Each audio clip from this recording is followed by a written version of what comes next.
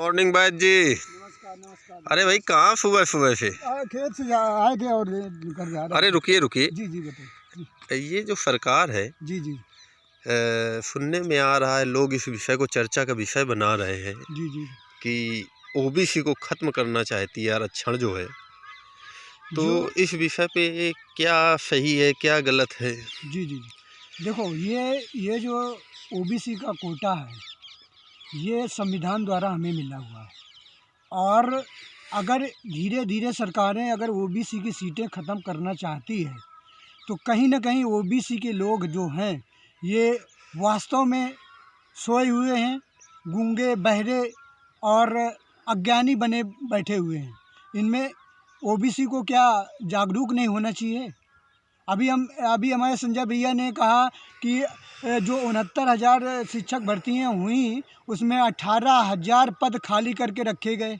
क्यों रखे गए? ये धीरे धीरे आप अन्य लोगों को दे दोगे, क्या पारदर्शिता रहेगी? कौन सी जांच कराओगे? जांचें का तो विषय सारा देश जान रहा है कि आपकी हमेशा जांचें होती रहती हैं, बड़ी से बड़ी जांचें होती रहती हैं, लेकिन करते क्या हो? आज तक कोई जेल में गया, जांच के माध्यम से कोई अच्छा चीज़ निकल के आई? ये तो आपको केवल एक समय को टाल देना है और उस परिस्थितियों को, उस जनसैलाब को थोड़ा शांत कर देना है। ये व्यवस्था आप करना चाहते हो, इसके अलावा नहीं है। तो मैं सारे देश के, प्रदेश के और क्षेत्रवासियों के ओबीसी भाइयों से कहना चाहते हूँ, कब तक आप इस तरह की ये अज्ञानता को सहते रहोगे? आप मुझे तो कभी कभी बड़ा दुख होता है, मुझे तो वैराग्य उत्पन्न हो जाता है कभी कभी कि जिस दबे कुचले लोगों के लिए, जिस ओबीसी लोगों के लिए हम लोग जागरूक होके संघर्ष कर रहे हैं, वही लोग घर में बैठे सोते रहते हैं।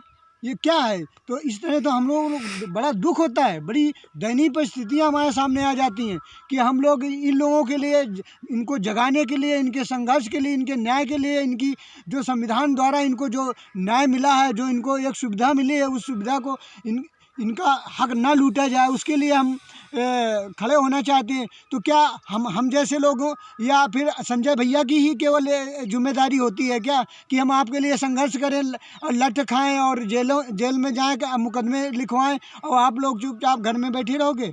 हैं? कहीं ना कहीं मैं बड़ा विनती करके मैं जनता से कहना चाहता हूं कि ओबीसी भाइयों से कहना चाहता हूं पूरे प्रदेश के कि आप लोग जागरूक होइए, उठो, जागो, संघर्ष करो। बिना संघर्ष करे हम लोगों को सरकार पता नहीं कहाँ पहुँचा देगी। आपको जागना पड़ेगा, संघर्ष करना पड़ेगा और अपने हक की लड़ाई आपको खुद स्वयं लड़नी पड़ेगी। जब इस समाज का आदमी अपने स्वयं की लड़ाई लड़ना सीख जाएगा तो हम लोग बिना ज़्यादा प्रयास किए ही राम राज आ जाएगा। ये मेरा दावा है। ठीक है वैद्य ये जी, मेरा दावा है और राम राज आ सकता है, लेकिन समाज के लोगों को भी तो उठना चाहिए। हम अकेले कब तक लड़ते रहेंगे या आम आदमी पार्टी कब तक लड़ती रहेगी? जब चुनाव आता है तो आप थोड़े थोड़े लालच में, थोड़े थोड़े व्यवस्था में आप उनके पीछे भग जाते हो और एक दिन में गलत जगह फैसला करके गलत लोगों को सीट में बैठा देते हो। और ये समाज का एक परम सत्य है कि हमेशा बड़ी मछली छोटे मछली को खाती है। तो यहाँ छोटा वर्ग या गरीब आदमी जब आगे अपनी आवाज़ बुलंद करना चाहता है तो आप लोग सुनते रहते हो, बिल्कुल बेजुबान की तरह बैठे रहते हो, आवाज़ तक नहीं उठाते हो। तो कहीं ना कहीं समाज में बहुत सारी कमियां हैं। तो आपको भी जागना पड़ेगा, उठना पड़ेगा। और जब हम सब मिलकर अन्याय के खिलाफ, जुल्म के खिलाफ लड़ाई लड़ेंगे तो एक दिन रामराज आएगा। ये सत्य है। मैं 100% चैलेंज के साथ कहना चाहता हूँ कि हमारे जैसी पार्टी की अगर सरकार प्रदेश में आ जाती है और ज़िला में हम लोग आ जाते हैं, 5 साल के अंदर रामराज करके बताएंगे। क्योंकि हमारे अंदर वो चीज़ है कि हमें कैसे व्यवस्थापन सही करना है, कैसे सरकारी सिस्टम में सरकारी ऑफिसर अत्याचार, लूट खसोट किए हुए हैं, इनको कैसे सही करना है, वो सब हमारे विवेक में है। हमारी बस संयोग है, दुर्भाग्य कि हम जैसे लोग अभी नहीं पहुंच पाए।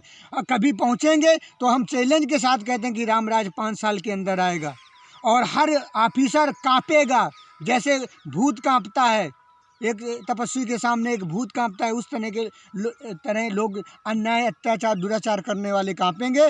और फिर वही समय आएगा कि दूध की नदियां बहेंगी और घरों में ताला नहीं लगेगा और कोई अन्याय करना नहीं चाहेगा। छोटे मोट के सारे क्षेत्र में ही आपके थाने में ही सुलझाए जाएंगे और जो बड़े केस होंगे उनको कानून के दायरे में रह के हम लोग न्याय लाएंगे और जो गलत लोग हैं वो घर बैठेंगे, जो काम करने वाले तपस्वी और ईमानदार ऑफिसर और अच्छे लोग कर्मचारी हैं वो यहाँ राज करेंगे।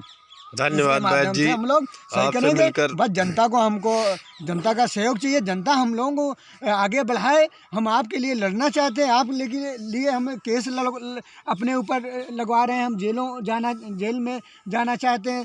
कितना हम लोग संघर्ष कर रहे हैं, छोटी सी आर्थिक तंगी में रहते हुए हम लोग कितना संघर्ष कर रहे हैं, आप लोगों के लिए कर रहे हैं। तो आप लोगों को भी जागरूक होना चाहिए। आपका मतलब है कि जनता को जागरूक होना चाहिए भाई, इन लोगों के लिए हम कितना संघर्ष कर रहे हैं। इसीलिए तो हम लोगों को कभी कभी वैराग्य उत्पन्न हो जाता है कि हम देखो ये दबे कुचले और अच्छे लोगों के लिए, न्याय के लिए हम मेहनत करना चाहते हैं और ये हमारा साथ नहीं देते। तो कहीं ना कहीं आपको जागना होगा और हमारा साथ देना होगा, हमारे हाथों को मजबूत करना होगा। जिस दिन हमारे हाथ मजबूत होंगे, मैं दावे के साथ कहता हूँ कि न्याय व्यवस्था बहुत बेहतरीन होगी और वास्तव में समझोगी कि असली रामराज आ गया है। धन्यवाद वैद्य जी, आपको भी धन्यवाद। जय हिंद, जय हिंदुस्तान।